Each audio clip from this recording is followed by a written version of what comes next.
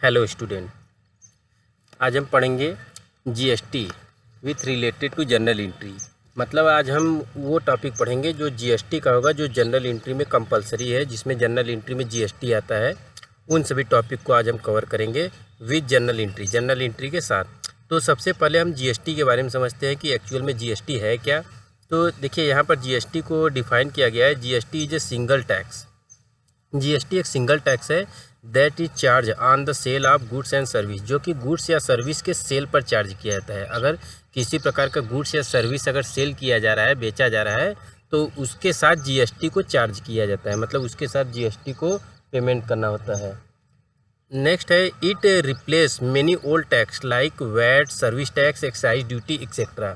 ये जो है कि बहुत सारे टैक्स, ओल्ड टैक्स को रिप्लेस किया है, जिसमें कि वैट है, value added tax, service tax है, एक्साइज ड्यूटी है, इन सभी को इसमें शामिल किया गया है। सर्विस टैक्स सेवा कर, एक्साइज ड्यूटी उत्पादन शुल्क होता है, इन सभी को जीएसटी के में इंक्लूड किया गया है। It is collected by the government when you by things और यूज सर्विस। ये सेंट्रल गवर्नमेंट द्वारा कलेक्ट किया जाता है जब आप किसी भी वस्तु को ये परचेज करते हैं या किसी सर्विस को परचेज करते हैं, उस समय ये सेंट्रल गवर्नमेंट द्वारा कलेक्ट किया जाता है। ये गुड्स के या सर्विस के प्राइस में ही इंक्लूड किया जाता है। नेक्स्ट टॉपिक में हम पढ़ेंगे टाइप्स ऑफ जीएसटी, जिसमें कि पहला टॉपिक है सीजीएसटी, जिसे बोलते हैं central goods and service tax.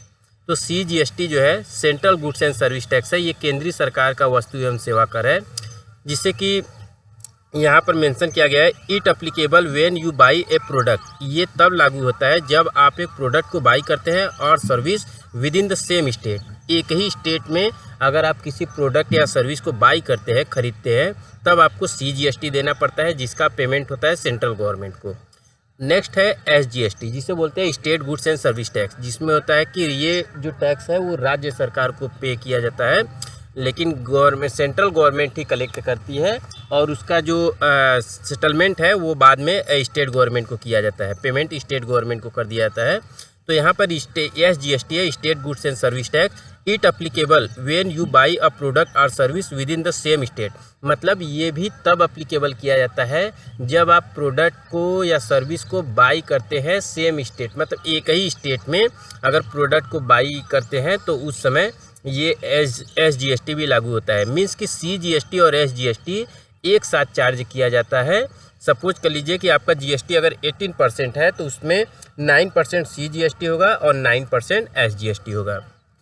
Next देखिए, यहाँ पर एग्जाम्पल के थ्रू एक्सप्लेन किया गया है। जैसे कि आपका जो एग्जाम्पल्स है उसमें बताया गया है कि you buy a mobile phone इन दिल्ली। मतलब आपने दिल्ली में एक मोबाइल फ़ोन ख़रीदा है फॉर 10,000 रुपीज़, मतलब 10,000 रुपये का आपने दिल्ली में एक मोबाइल फ़ोन ख़रीदा है। सपोज जीएसटी इज 18%, और आप ये मानकर चलिए कि जीएसटी अगर 18% पेमेंट करना है, तो क्या होगा, इसमें सीजीएसटी 9% होगा और एसजीएसटी 9% होगा, दोनों मिलाकर ही 18% बनेगा। तो जो सीजीएसटी है वो 10,000 का 9%, 900 रुपीज़ आएगा, goes to the central government. ये सेंट्रल गवर्नमेंट को पेमेंट होगा। और एसजीएसटी जो 9% है, 900 rupees, goes to the state government, ये स्टेट गवर्नमेंट को पेमेंट होगा। तो इस प्रकार से जो कि जीएसटी 18% है, वो उसमें से आधा जीएसटी सेंट्रल गवर्नमेंट के पास होगा और आधा स्टेट गवर्नमेंट को किया जाएगा।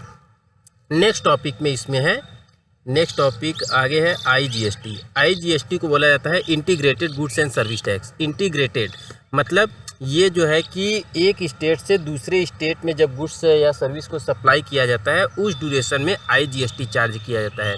जैसे ये देख लीजिए, दिया है कि it is charge when goods are service are sold from one state to another state. मतलब ये तब चार्ज किया जाता है, आईजीएसटी उस कंडीशन में चार्ज किया जाता है जब आप किसी भी गुड्स या सर्विस को सोल्ड करते हैं, बेचते हैं, और वो भी इंटर स्टेट सप्लाई होता है। इंटर स्टेट का मतलब एक स्टेट से दूसरे स्टेट में जब सप्लाई होता है, तब वहाँ पर आईजीएसटी चार्ज किया जाता है, जिसमें कि सीजीएसटी और एसजीएसटी दोनों मिक्स होते हैं। वो दोनों जीएसटी मिक्स करके आईजीएसटी बनाया गया है। तो इसे बोलते हैं integrated goods and service tax. जैसे इसमें आगे देखिए, the central government collect the full tax and later. पहले आईजीएसटी का टोटल कलेक्शन सेंट्रल गवर्नमेंट करती है, और later give the right share to the state, और उसके बाद उसमें से जितना स्टेट गवर्नमेंट का शेयर होता है, स्टेट गवर्नमेंट के शेयर को पेमेंट कर दिया जाता है, स्टेट गवर्नमेंट के शेयर को स्टेट गवर्नमेंट को ट्रांसफ़र कर दिया जाता है। और वो ऐसा स्टेट होगा वेयर द गुड्स और सर्विस आर कंज्यूम, वो ऐसा स्टेट होगा जिस स्टेट में गुड्स या सर्विस को कंज्यूम किया जा रहा है, मतलब यूज किया जा रहा है, सेल किया जा रहा है जिस स्टेट में, उस स्टेट गवर्नमेंट को ये कंजप्शन वाली स्टेट गवर्नमेंट को ये जीएसटी का पैसा मिलेगा। जैसे एग्जाम्पल के थ्रू समझते हैं, जैसे यहाँ पर दिया गया है यू बाई अ लैपटॉप इन महाराष्ट्र, आपने एक लैपटॉप महाराष्ट्र में बाई किया है, परचेज किया है, but it is deliver to you in Karnataka, लेकिन ये आपको कर्नाटका में डिलीवर किया गया है। आपने महाराष्ट्र में लैपटॉप बाई किया है, एक ख़रीदा है, बट ये डिलीवर आपको कर्नाटका में किया गया है। और इसमें सपोज कर लेते हैं जीएसटी रेट 18%, तो जीएसटी का रेट अगर 18% है, उस सिचुएशन में इसमें क्या क्या कंडीशन अप्लाई होंगे। तो देखिए यहाँ पर IGST है 18% है, this entire amount go to the central government, ये IGST का टोटल अमाउंट जो है पहले सेंट्रल गवर्नमेंट के पास जाएगा, and it will share the Karnataka portion with the Karnataka state government. अब इसमें से जो भी कर्नाटका स्टेट गवर्नमेंट का पोर्शन होगा, भाग होगा, उसे कर्नाटका स्टेट गवर्नमेंट को ट्रांसफ़र किया जाएगा। यहाँ पर महाराष्ट्र स्टेट गवर्नमेंट को पैसा नहीं मिलेगा, क्यों? क्योंकि ख़रीदा गया है महाराष्ट्र में, बट उसकी डिलीवरी हुई है कर्नाटका में।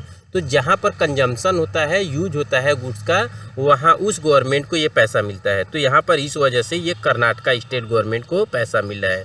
तो ये हो गया हमारा IGST। आगे देखिए, अगर हमको जनरल एंट्री सॉल्व करनी है, तो जनरल एंट्री को सॉल्व करने के लिए सबसे पहले हमको कुछ कंडीशन पढ़ने होंगे, जिसमें दिया है इसमें आगे इनपुट जीएसटी, आउटपुट जीएसटी और इनपुट टैक्स क्रेडिट, जिसे बोलते हैं ITC। तो इन सभी के बारे में भी हमको जानना होगा। तो देखिए, इन सभी के बारे में हम लोग डिस्कस करते हैं। तो दिया है when a business buy goods और service then it pay GST on those purchase, ठीक है। मतलब अगर कोई बिजनेस जो है किसी गुड्स या सर्विस को बाई करता है, बिजनेस मतलब कोई बिजनेसमैन जो है किसी भी गुड्स या सर्विस को बाई या परचेज करता है, उस कंडीशन में the GST paid is called input GST। और उस कंडीशन में, परचेज के कंडीशन में अगर वो GST पे करता है, तो जो पे कर रहा है वो इनपुट GST होता है। मतलब इनपुट GST जो होता है वो परचेज करने पर पेमेंट किया जाता है। तो कोई भी अगर हम परचेज कर रहे हैं किसी भी एसेट को या किसी गुड्स को अगर परचेज कर रहे हैं, तो परचेज करते टाइम जो हम GST पे करते हैं, उस GST को हम इनपुट GST के नाम से जानते हैं। नेक्स्ट है the business can later use this GST amount to reduce it tax on sale. अब ये जो बिजनेस है, जो भी परचेज किया था, वो इस GST को जब रिड्यूस कर सकता है ऑन टैक्स ऑन सेल, जब इस गुड्स को अगर वो बेचेगा तो वहाँ से इस GST को, इनपुट GST को वो रिड्यूस कर सकता है, माइनस कर सकता है, जिसके बारे में आगे हम लोग डिस्कस करेंगे अभी।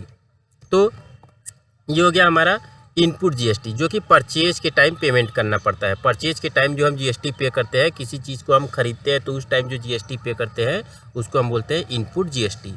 जैसे example, a shopkeeper buy goods from a wholesaler, एक शॉपकीपर ने एक होलसेलर से, एक थोक विक्रेता से 10,000 रुपये का गुड्स परचेज किया है। यहाँ पर PAYS रहेगा, मिस्टेक हो गया है तो आप लोग इसे P मेंशन कर लीजिएगा, PAYS स्पेस, मतलब पे किया गया है, ठीक है, 10,000 रुपीज़ पे किया गया है और 1800 एट GST, ठीक है, और 1800 रुपया उस पर GST चार्ज किया गया है। तो देखिए, दिस 1800 इज इनपुट GST, मतलब अगर 10,000 रुपये का गुड्स परचेज किया गया है और उस पर 18% के रेट से 1800 रुपये GST पे किया गया है, तो ये जो GST पेमेंट कर रहे हैं वो इनपुट GST होता है। मतलब किसी चीज़ को अगर हम परचेज कर रहे हैं, क्रय कर रहे हैं, तो परचेज के टाइम जो GST पे कर रहे हैं वो हमारा इनपुट GST होता है। नेक्स्ट है ही sell the goods to customer for 15,000। अब देखिए, उसी गुड्स को, जो गुड्स वो परचेज किया था होलसेलर से, उसी गुड्स को अगर उसने किसी कस्टमर को सेल किया है 15,000 रुपये में, तो सेल करने पर वो जो GST कलेक्ट करता है, ठीक है, वो अगर 18% GST कलेक्ट कर रहा है, मीन्स कि वो 2700 GST कलेक्ट कर रहा है। तो ये जो 2700 जीएसटी होगा जो सेल करने पर कलेक्ट किया जाता है उसे हम बोलते हैं आउटपुट जीएसटी। ये आउटपुट जीएसटी क्यों कहलाता है?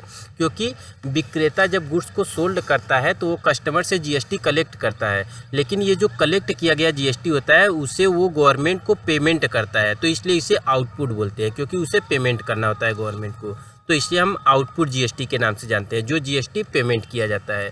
तो यहाँ पर उसी गुड्स को 15,000 रुपये में बेचा गया है, जिस गुड्स को 10,000 रुपये में ख़रीदा गया था, 15,000 रुपये में वो कस्टमर को बेच रहा है, तो उस समय वो जीएसटी कलेक्ट कर रहा है, और सेल करने पर जो जीएसटी कलेक्ट किया जाता है उसे हम आउटपुट जीएसटी के नाम से जानते हैं। क्यों?